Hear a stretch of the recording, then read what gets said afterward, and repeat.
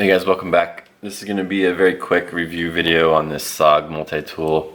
This thing's been around for a while. It's not anything that cutting edge or groundbreaking. This video is more going to just be a comparison between the Leatherman free P4 review that I just did and this tool that I've had for a little while. Obviously the finish is completely different.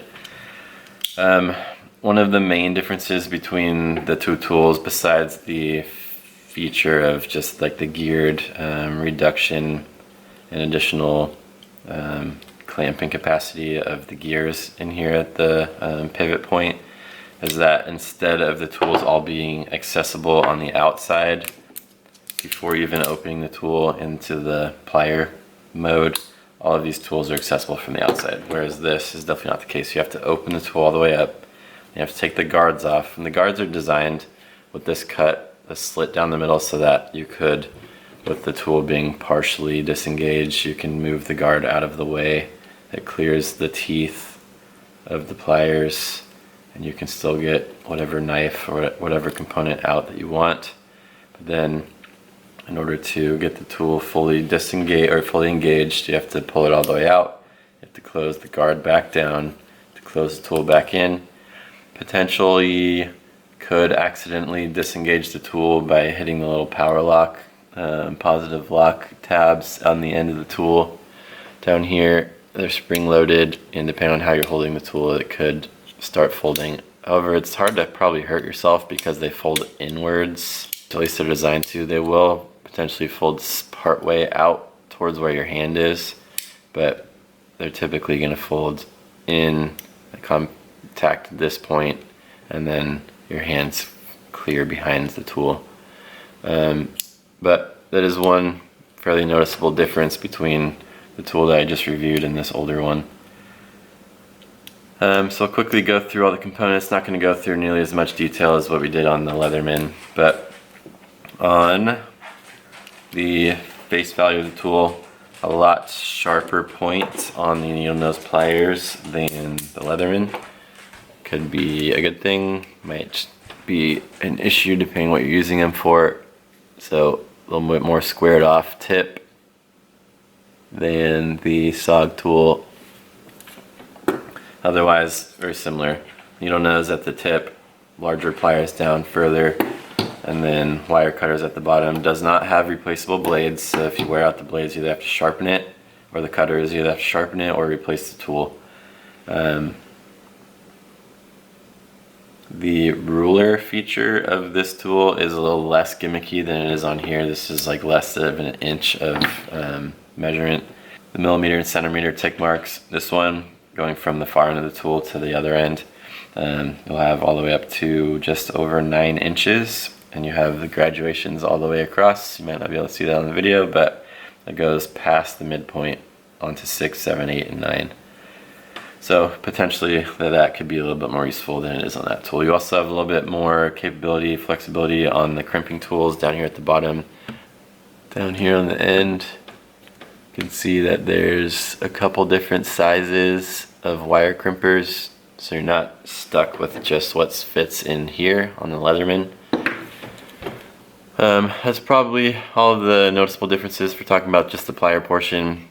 Now that the tool is open, we'll talk through the components on this side of the tool. Pull up the guard. The first thing on here is the V cutter. It's basically just a shroud cutter or seatbelt cutter.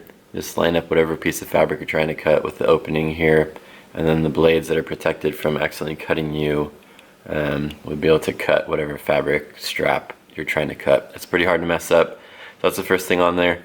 Next one is a 1/4" drive for driving nuts or bolts. After that, it's a lot easier to get to the end tool and then pull out the tools that come with it, rather than reach down in here with your fingernail and try to get to the bottle opener that's down there next to the knife. So while both these are out, talk through half serrated, half straight bladed knife, and then next to that, so you put this one back in, is the bottle opener. It's also a medium-sized flat tip screwdriver blade or screwdriver bit on the end of the bottle opener.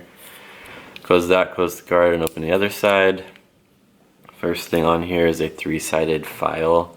Different cut on each side. There's one on this long side, there's one on this short side, on the protected side of in here in the tool, and then another different cut over here on this side. Different uses for different wood or metal. They're not the thickest teeth, so not the most aggressive cut, but it's better than nothing.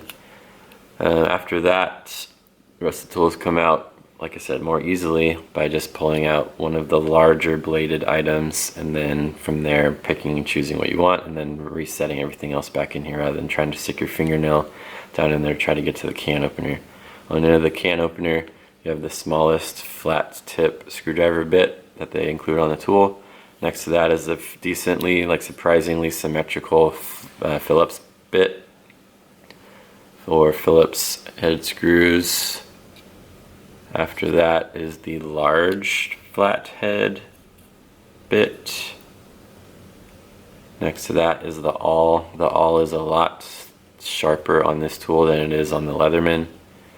See here, pretty sharp little awl tool. And then lastly, another saw blade that's designed to cut on the pull stroke. You can see that struggling getting this reset, so it might be better to just completely reset all the tools so I'm not cutting myself, then open the saw blade, then re-push everything back in, then fully engage the saw blade. Fairly aggressive teeth on this thing too, about the same length as what you saw on the Leatherman, and same overall profile where it's designed to cut on the pull stroke rather than on the push stroke, so that if the tool slips, your fingers are not going straight into the blades. You could use the tool in this aspect where the pliers are still active, or you can, I think as it's designed to be used, is re-close the tool, and from here you can use it. This also gives you a little bit more safety, because if you do accidentally disengage the lock and the blade goes to close, it hits this component of the arm and not your hand.